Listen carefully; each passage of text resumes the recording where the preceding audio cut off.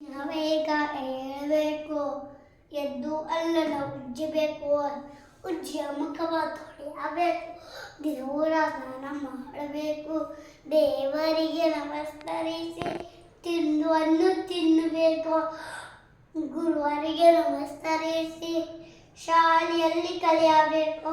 Brush brush your teeth, wash wash wash wash your face, comb your hair, drink your milk, eat your food.